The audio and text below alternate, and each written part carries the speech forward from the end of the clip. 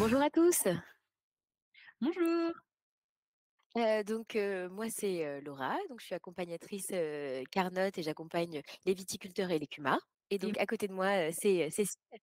bonjour, moi c'est Cécile et donc je vous accompagne si vous êtes une entreprise de travaux agricoles. Donc c'est parti, pour cette deuxième session de questions-réponses. Vous avez continué à nous poser, des questions sur la plateforme. On a regroupé celles qui étaient les plus posées et donc on va revenir dessus et en espérant répondre le plus clairement possible à vos questions. Juste pour info, il y avait eu un petit, bug sur la première vidéo où une, réponse ne correspondait pas à la question, donc on va la rajouter dans cette session pour que vous puissiez avoir cette réponse également. Allez, c'est parti, on commence.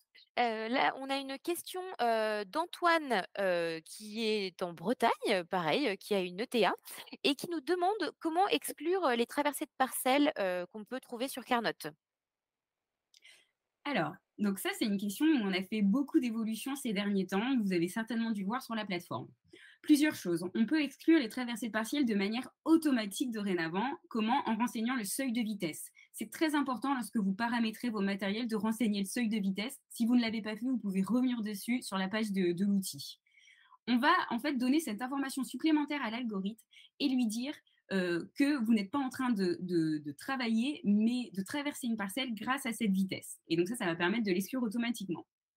Si ça n'a pas été exclu automatiquement, par exemple si vous renseignez le seuil de vitesse après, sachez que c'est pas rétroactif, ou si, par exemple pour un matériel, un épandeur, c'est un matériel qui avance vite, donc forcément on a moins de précision là-dessus.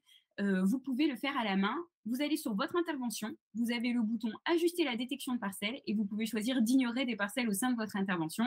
À noter que ça marche dans les deux sens. Si vous avez travaillé une parcelle mais que vous avez passé très peu de temps et fait une très faible proportion de la parcelle, l'algorithme peut l'exclure.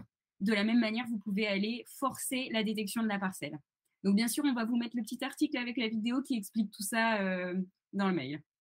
On a la question de Marguerite dans le Nord, qui est secrétaire d'une CUMA et qui nous demande quelles sont les bonnes techniques pour ajouter facilement les parcellaires des adhérents. Et c'est vrai que c'est une question qu'on nous pose beaucoup. Est-ce que tu as la réponse, Laura? Alors, je ne sais pas si j'ai la réponse, mais en tout cas, il y a des choses qui peuvent aider. Alors effectivement, ça c'est une question qui revient souvent, comment ajouter facilement les parcellaires, des adhérents? Alors, il y a plusieurs choses à faire, hein. Parfois, ça peut être, simplement, le fait d'envoyer un mail avec, la procédure que vous retrouvez sur la foire aux questions, Carnot. Et puis d'ailleurs, déjà au préalable, d'avoir bien créé les accès, des, adhérents pour qu'ils puissent se connecter et importer eux-mêmes, leurs parcellaires, évidemment. Ça, c'est le préalable. Mais du coup, donc voilà, parfois un mail suffit avec la procédure pour qu'ils puissent importer, directement leur parcelle. Ensuite, la deuxième chose à faire, bah, c'est parfois de réunir une assemblée générale et de leur demander de tous venir avec leur numéro de package et leur mot de passe pour que, au cours de cette assemblée, vous puissiez, importer, l'ensemble des parcellaires, en masse. Parfois, certains préfèrent nous contacter directement pour qu'on les guide ou nous donner, les informations de connexion pour qu'on ajoute directement nous-mêmes, les parcellaires. Voilà, il y a plein de choses qui peuvent être faites.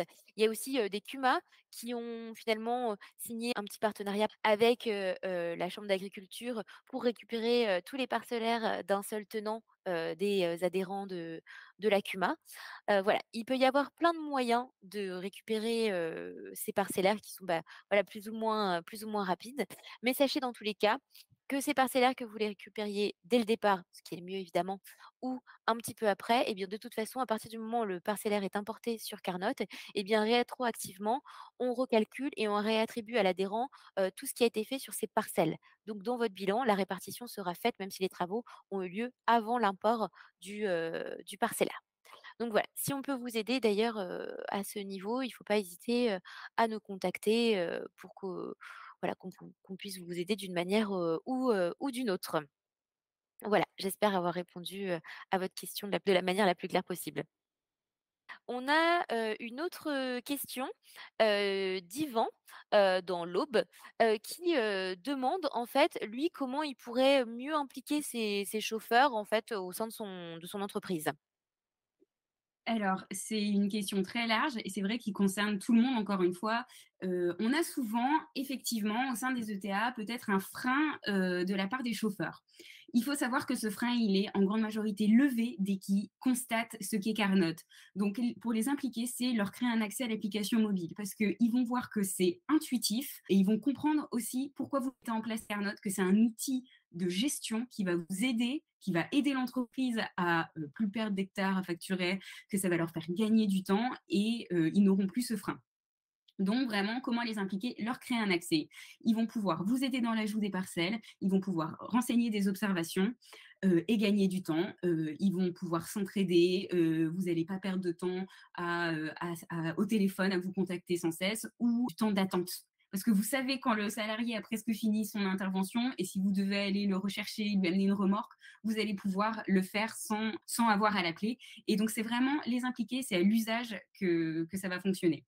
D'ailleurs, peut-être que Laura, tu as un conseil pour impliquer les adhérents? Ah bah, oui, bah, il est assez proche, du tien. Donc comme je disais tout à l'heure, bon, bah, déjà, il faut leur créer, du coup, un accès à la plateforme pour qu'ils puissent se connecter et qu'ils puissent voir, bah, d'une part, la géolocalisation du matériel, mais aussi ce qui se passe sur leur exploitation. Et du coup, l'idée, comme le disait Cécile, c'est bien, une fois que les accès sont créés, de les inviter à télécharger, l'application mobile parce que, bah, voilà, la plupart des gens maintenant ont un smartphone. La smartphone est toujours dans la poche, donc c'est accessible et ça permet vraiment très facilement de savoir où est le matériel, donc bien sûr d'en informer le responsable de matériel, mais de ne pas toujours avoir à lui téléphoner pour, savoir où est le matériel. De se dire: «Bah, là, le matériel est pas forcément en train de fonctionner». Bah, justement, je peux peut-être le prendre et puis, enchaîner, sur, ma journée. Donc et puis après, bien sûr, constater, ce qui a été fait avec le matériel. Donc voilà la manière dont vous pouvez impliquer vos adhérents facilement. Alors Cécile, on a, Agathe, qui est en Picardie et qui demande comment renseigner en fait des dangers, en parcelle. OK. Alors, on peut renseigner des dangers en parcelle ou toutes sortes d'observations grâce à l'ajout d'observations sur Carnot. Ça se fait très bien depuis l'application mobile. Sur la page d'accueil, vous avez un petit plus avec un œil et vous pouvez rajouter vos observations, mais vous pouvez aussi le faire sur le web. Les observations, vous pouvez les catégoriser. Donc, vous pouvez créer vos propres libellés, et donc ici la catégorie danger. Vous pouvez le géolocaliser en parcelle, c'est optionnel. Mais si vous le géolocalisez en parcelle, vous aurez un petit drapeau sur la parcelle et vous pouvez attribuer une couleur, donc rouge pour le danger. Petite astuce, n'hésitez pas à aller loin dans vos libellés, dans vos catégories, parce que si vous voulez, par exemple, compter, des unités, renseigner des produits phyto, vous aurez plus qu'à mettre la photo ou simplement inscrire la dose et ça va vous faire gagner du temps. Également, quasiment sur tous les claviers de téléphone, vous avez un petit micro qui permet de dicter l'observation. Ça marche très bien, ça vous évite parce qu'on sait que parfois, voilà, vous êtes au volant, ça vous évite de taper l'observation. Bon, j'espère que ça répond à la question d'Agathe. On a une dernière question qui est pas la plus facile, Laura. Ça concerne les rapports et exports de données. Et c'est Frédéric qui nous demande comment obtenir un tableau semblable au rapport. Alors effectivement, ça c'est une question, qui est revenue, souvent, Frédéric, au cours de ces derniers mois parce que c'est là que les bilans, ont été faits, par les CUMA. Donc effectivement, pour l'instant, ce n'est pas possible depuis l'onglet «Rapports» avec le tableau de données, de l'exporter tel quel en PDF. Donc pour ça, il y a une petite manipulation à faire assez simple sur Excel une fois que l'ex fait, qui est finalement de transformer ce grand export que vous avez en tableau croisé dynamique en gardant finalement le matériel, l'adhérent qui a effectué, le travail et puis, l'unité, qui vous intéresse, donc le temps, la distance ou la surface. Ça se fait vraiment, je pense, en 4 ou 5 clics et ça vous permet en fait de retrouver un tableau qui est similaire à celui que vous avez, sur la plateforme.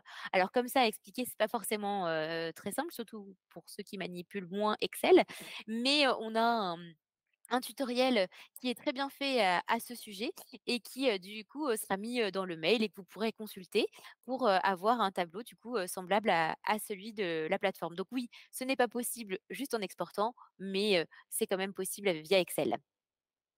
Un grand merci d'avoir visionné ces vidéos de questions-réponses.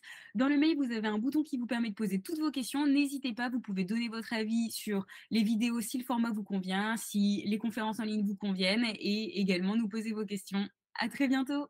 Au revoir.